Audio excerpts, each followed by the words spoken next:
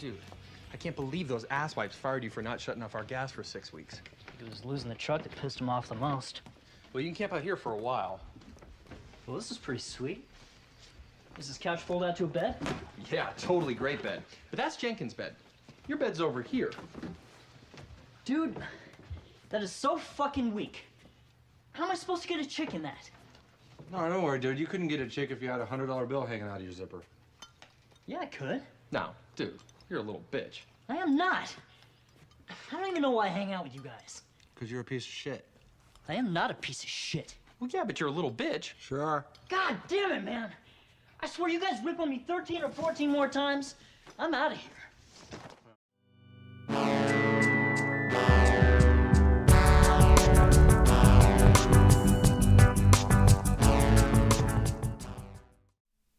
Hey, welcome back. It's week 7, the 7th episode of the Laces Out Fantasy Football Weekly Recap Show with me, Chris, your host.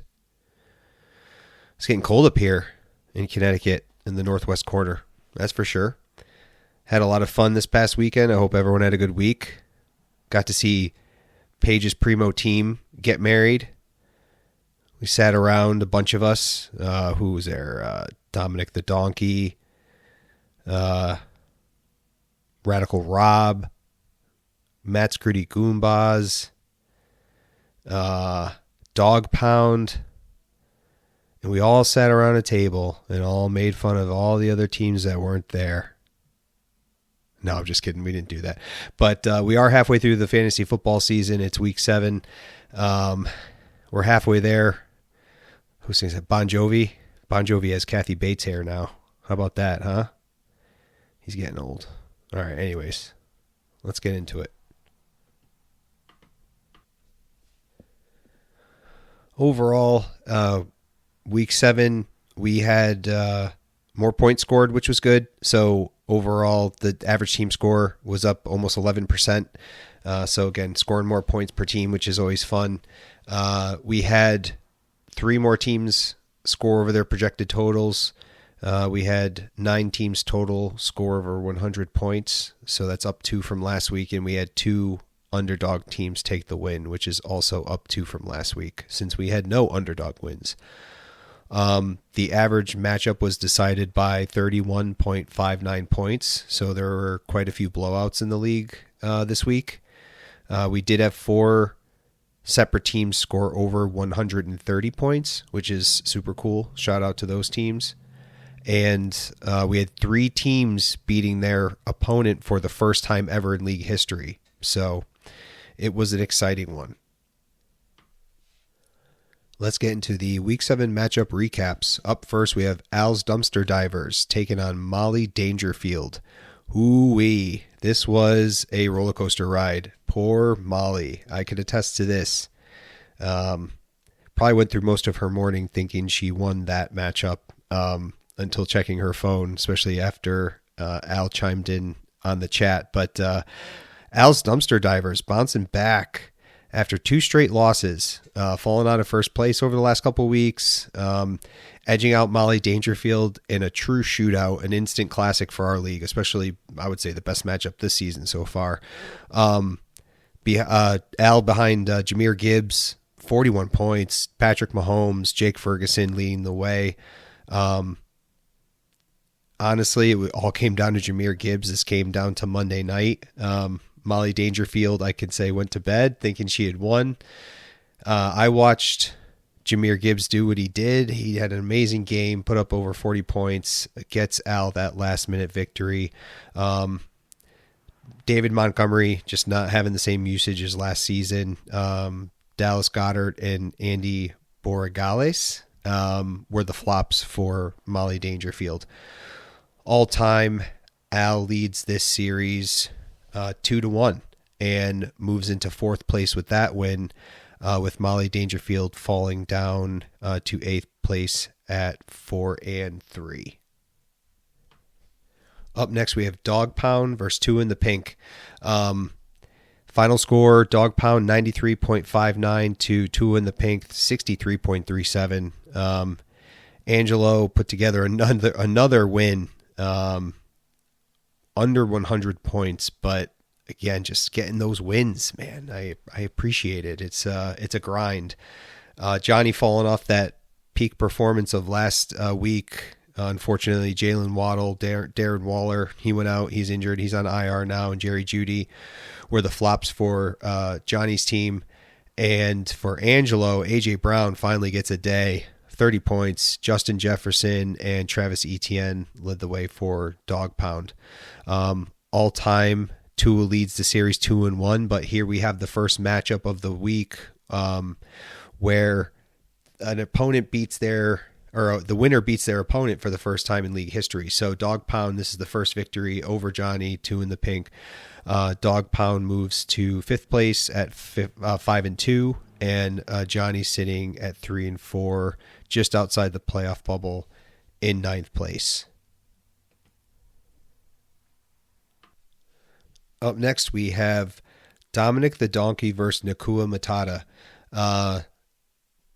Injuries are just the theme of the year for Patrick's team, unfortunately. Nakua Matata struggling to get the win this week, posted 94.44 points to Dominic the Donkey's 107.3 points. So this is a big win for Dominic the Donkey to stay in that playoff hunt.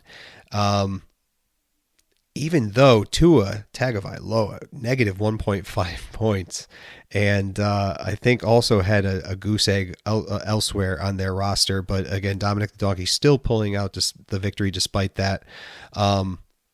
DeAndre Swift, Amon-Ra St. Brown, and the Cleveland defense coming through big for Dominic the Donkey's team, while Xavier Worthy, Luke McCaffrey, and Nico Collins, who, again, injured.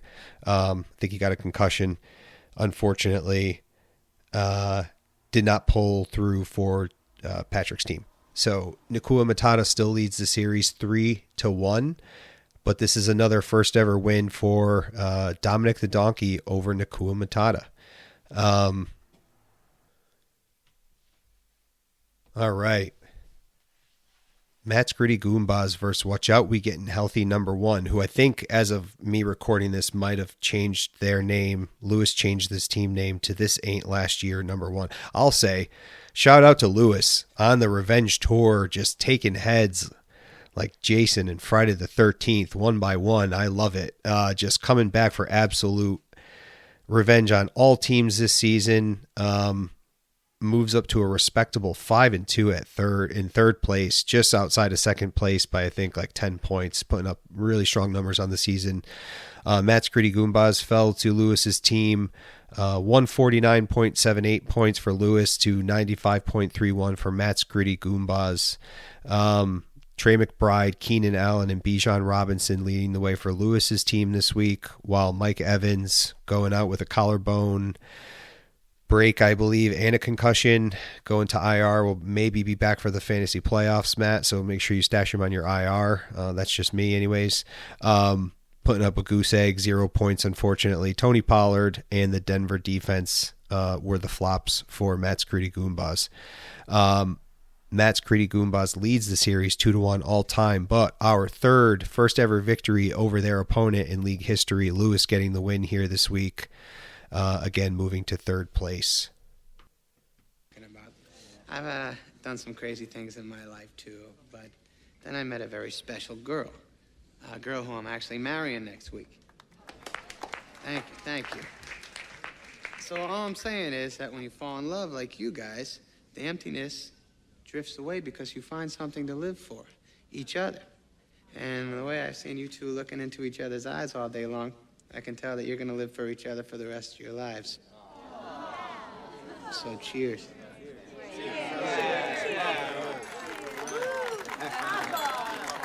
That's a good wedding singer. All right, Paige's Primo team versus Radical Rob. Again, shout out Paige. She got married this weekend. As her big brother, it was the best.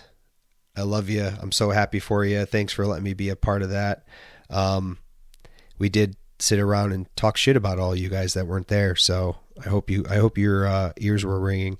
In all seriousness though, Radical Rob did not care that it was Paige's wedding weekend. and decided to beat Page's Primo team 106.87 to 74.18. Radical Rob, previous champ, just squaring away another win. I should say squirreling away another win, probably for the later part of the season.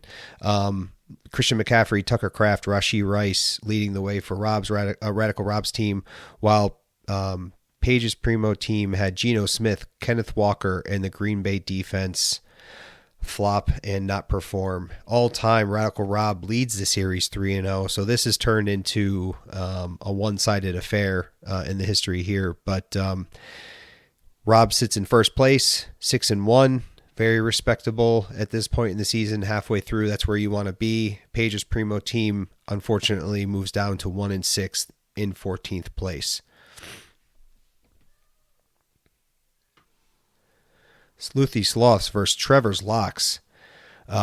This was a really good matchup as well. Trevor's Locks showing some muscle this week, putting up a respectable 136.95 points to Brendan's 109.76 points. Justin Herbert, Jackson Smith, Njigba, and Javonte Williams all scoring over 20 points, with Justin Herbert putting up 40 points. For Trevor's Locks this week to secure the victory, while Saquon Barkley, Rashid Shaheed, and Kamani Vidal were the flops for Brendan's team. Trevor's Locks leads this series all-time 2-1, sits in 7th place at 4-3, while Sleuthy Sloths moves down to 12th spot at 1-6. And last but not least, we have the Pack versus Steve's Retirees. Final score, season high, I think, and league high, 163 points for the Pack versus Steve's Retirees. Very respectable 107.78 points, scoring over their projected total, but wasn't enough to stop Bo Nix and the amazing comeback over the Giants, putting up an amazing 42.71 points. Jonathan Taylor continues to be the number one scoring player in all of fantasy, I believe, and my rookie sensation that I traded for a couple weeks ago, Quinshon Judkins, putting up a 29.40 performance, while Caleb Williams, Kenneth Gainwell, and Juwan Jennings failed to live up to expectations for Steve's Retirees. The Pack does lead this series 3-0 all-time at this point, sits in second place at 5-2, with Steve's Retirees sitting in 13th place at 1-6. All right, Week 7 weekly awards. We have Beauty of the Week going to the Pack, 163.01 points. Beast of the Week, Two in the Pink, 63.37 points. Large in the Margin award goes to the Pack at 55.23 point margin of victory. Dog Pound gets the Cuff and Link award for the week, projected negative 10.7 points point spread going into the week, as the underdog ended up winning by 30.22 points. So shout out Angelo, good win. And the one we talked about, Al's Dumpster Divers getting the Anxiety Award, 8.45 point margin of victory with a heroic performance by Jahmyr Gibbs on Monday Night Football. All right, let's look at the Week 7 standings. First place, Radical Rob, 6-1. Second place, The Pack, 5-2.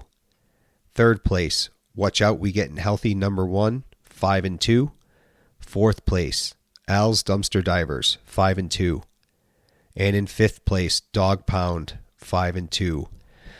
This week we saw Trevor's Locks move up one spot from 8th to 7th, moving slowly away from the top of that playoff bubble. Dog Pound also moves up a spot, climbing from 6th to 5th, and Dominic the Donkey moves up a spot after beating Nakua Matata, going from 7th to 6th place.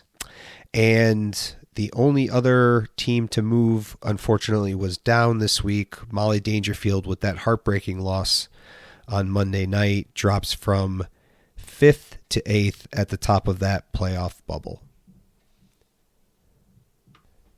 This is where it gets fun.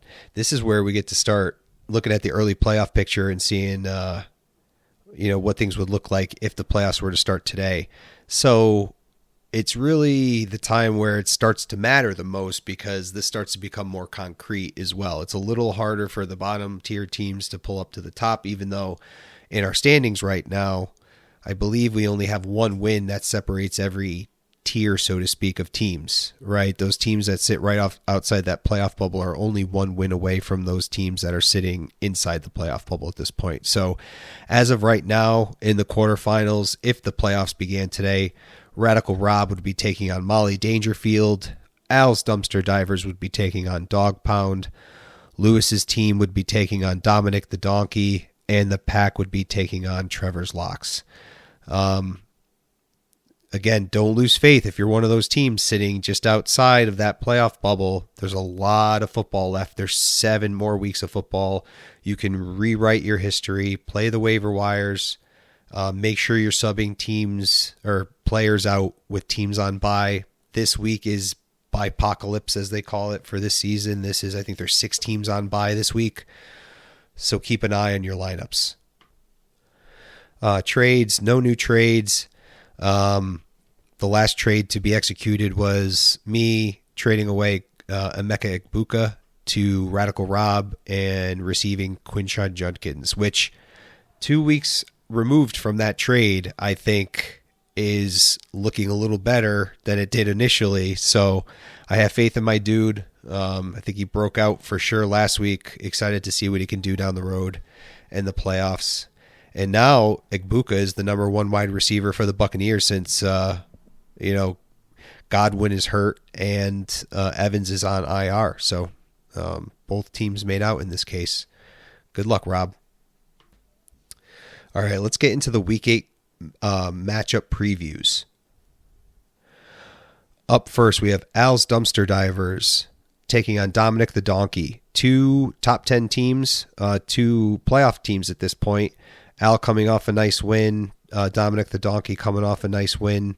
All-time Dominic the Donkey leads this series 2-1.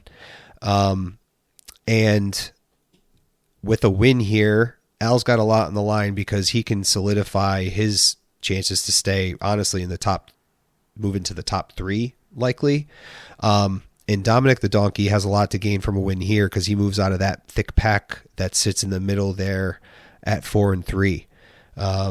So both teams have a lot on the line here. I think this is going to be a good one.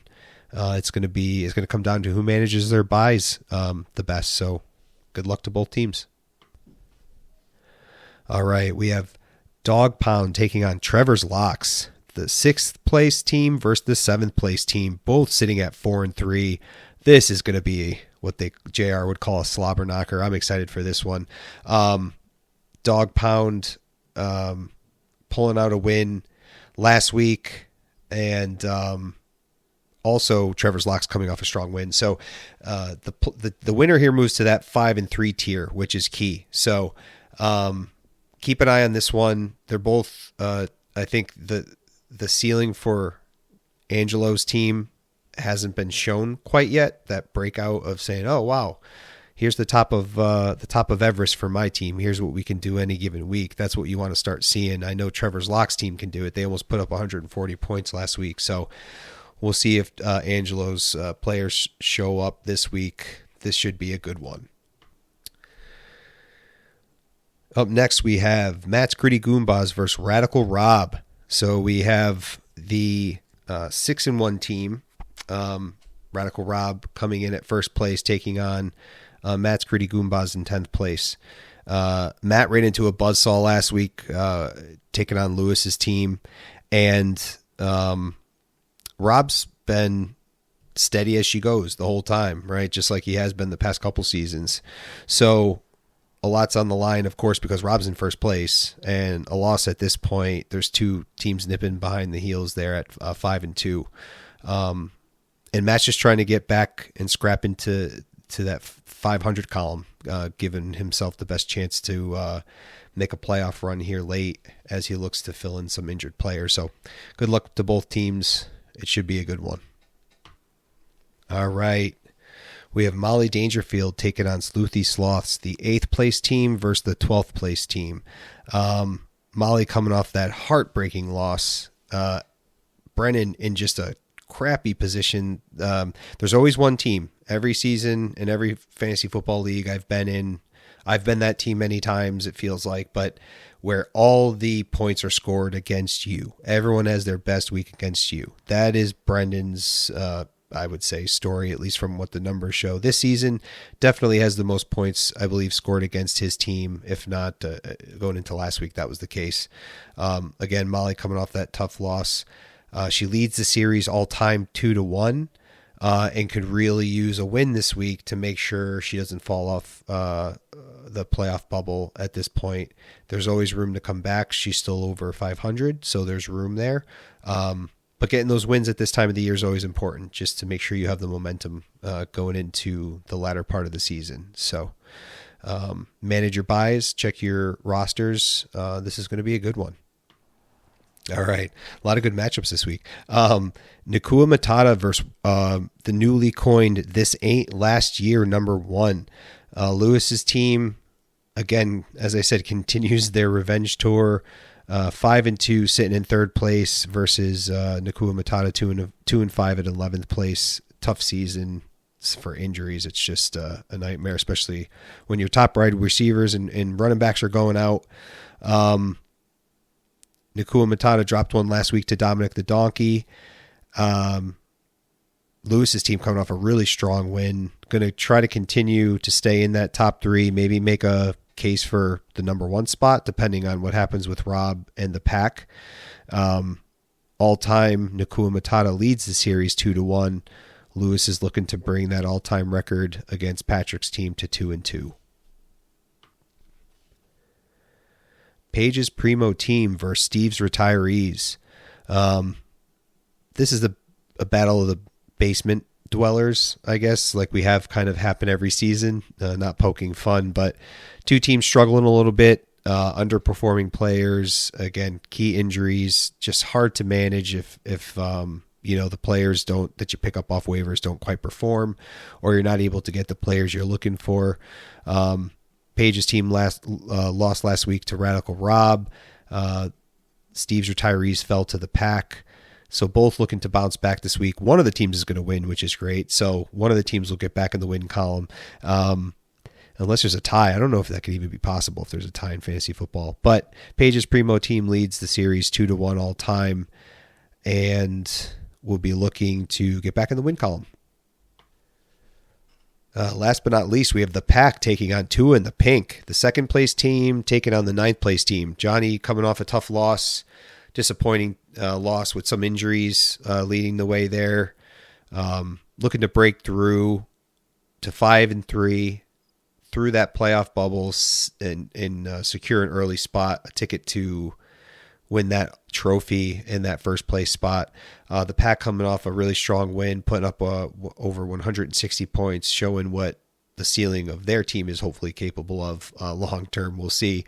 But the Pack has yet to beat Tua and the Pink yet all time, and Johnny leads the series 2-0. So I'm excited to watch this one. My team's powered by running backs. Johnny's team's powered by high volatile wide receivers and some really good running backs. I'm excited to see what's going to happen here. It's all about intimidation, right? At this point in the season, you can't back down to your opponent and sit that player that you think might get you that win. If you're in a position now at this point in the season and you're not, over 500 or you're not in the top 8, you got to go for the kill at this point in these weeks. This is just my personal opinion, but if you have those players on your roster that you've seen spike, score over 20 points versus those players that maybe have that steady floor, they call it, of 8 to 10 points, this is the time of the season where you got to start taking those kill shots and start rolling the dice a little bit. If you're in a spot in these bye weeks, again, this is a big one. There's 6 teams on bye. There's a lot of high powered players that are on the bench this week. Hunt and peck, look for those players that have those high ceilings. They're out there. They're on the waiver wires. There's almost for a month straight, there's been wide receivers that could be picked up off of waivers that have scored over 20 points on the week. there's quarterbacks out there that have put up big numbers, even if it's for a week. It's called streaming a player. So this is where you got to start to rethink your strategies. Don't get intimidated by your opponent either. Those projections that you see are all algorithms, and they're all calculations from all different places across the internet that are putting those point projection totals together for each player and each team. Not to say they're not accurate. Some of them are, but don't take them as gospel. Go with your gut. As I've been saying all season, you be the one who intimidates the other team. Be that wild card. Throw that wacky player out there that you're like, no. And then they end up scoring, 25, 30 points. That's what you want. Go get them. I'm cheering everyone on. Go Pack, go. Let me tell you people something. This ain't just a football. This is your hopes, your dreams, your ambitions, your soul in a roll. It's your life. Tomorrow on that field, it's do or die. Win or cry. Go, baby, go! Amen. Tonight when you go home, I want you to brush your little teeth. I want you to wash your little faces. And I want you to dream the sweet dreams of football glory. Because tomorrow we're going to crush the little giants into smithereens. What do you say, men?